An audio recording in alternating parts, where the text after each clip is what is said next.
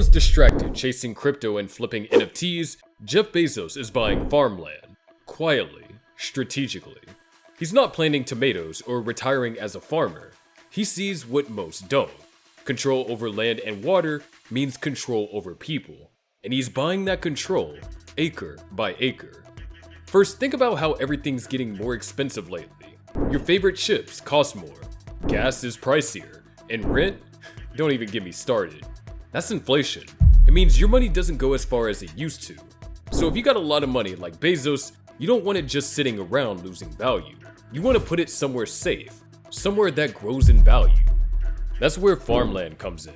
People always need food, no matter what's going on in the world. So land that grows food is actually pretty valuable. When food prices go up, the land that grows that food usually becomes more valuable too. So Bezos buying farmland isn't random. It's actually a smart move to protect his money. But he's not planning to plant the corn himself or milk cows every morning. Nope, he can rent that land to farmers. The farmers grow the food and Bezos gets paid rent. That's called passive income. He earns money without having to do much. It's like owning a vending machine that keeps giving you snacks. But in this case, it's money. And there's another reason too. Water.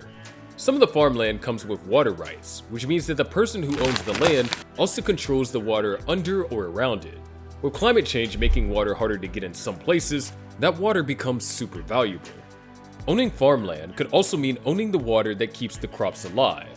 Now, you might be thinking, okay, cool for Bezos, but what does this have to do with me and my rent? Here's the deal. When billionaires buy up farmland, land and food prices go up.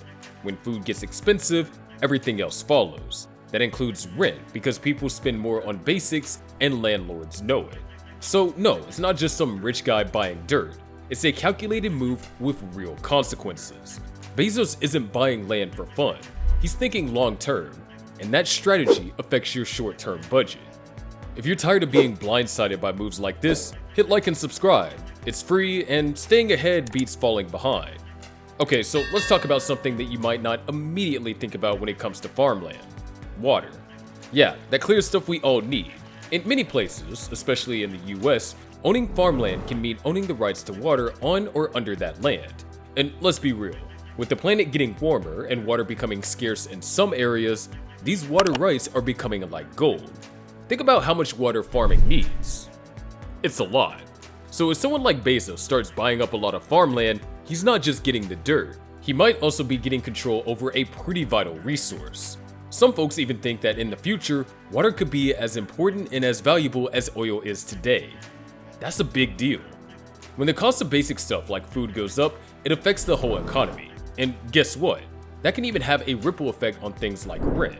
It's like a big puzzle where all the pieces are connected, even if it's not always obvious at first glance. So is Bezos just thinking about corn and soybeans, or is he looking at securing a piece of a very precious future resource?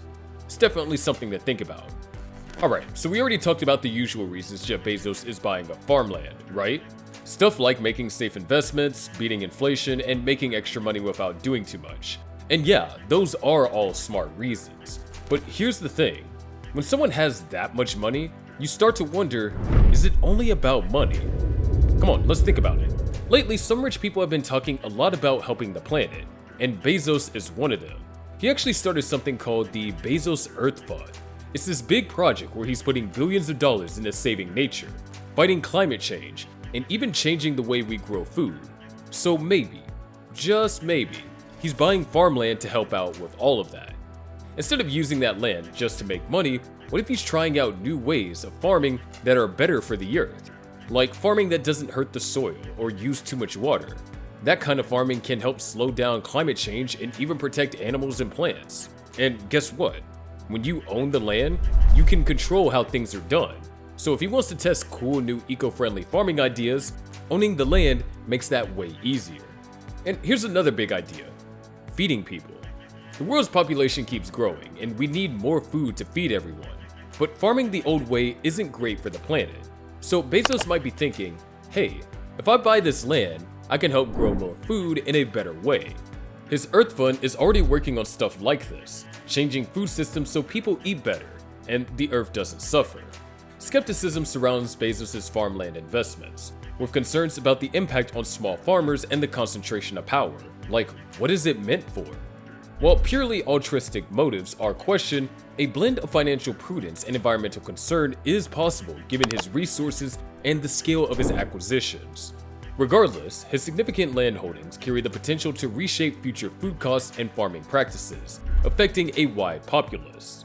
The link between Bezos' farmland investments and your rent lie in the economic principle of limited supply and growing demand, mirroring the housing market. As the global population expands, the pressure on finite resources of prime farmland intensifies. Large-scale land purchases by investors like Bezos can inflate land values. This increased costs for farmers, whether for buying or leasing, which can translate to higher food prices. This isn't an isolated issue. It creates a ripple effect throughout the economy, where rising costs of basic necessities can contribute to inflationary pressure in other sectors, including the rental market. The interconnectedness of resource scarcity and demand influences costs around various aspects of life. Furthermore, the emphasis on large agricultural investments might inadvertently marginalize smaller local farmers.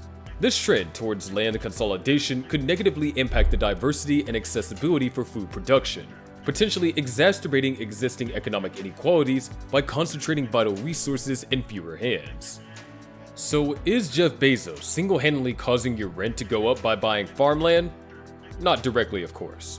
But his strategic investment in a limited and essential resource highlights a broader trend: the increasing value and competition for fundamental assets. While he might have his own long-term vision, be it financial, environmental, or something else entirely, his actions are taking place within a system where the scarcity of resources can have far-reaching consequences, impacting everything from the food on your table to the roof over your head. Jeff Bezos has garnered attention for his investments in farmland and agricultural ventures. These strategic moves are driven by a combination of financial, environmental, and technological factors. So let's delve further into the multifaceted reasons behind Bezos' interest in agriculture. Investing in farmland offers a stable and appreciating asset. Unlike the volatility often seen in the stock market, farmland has demonstrated consistent value growth.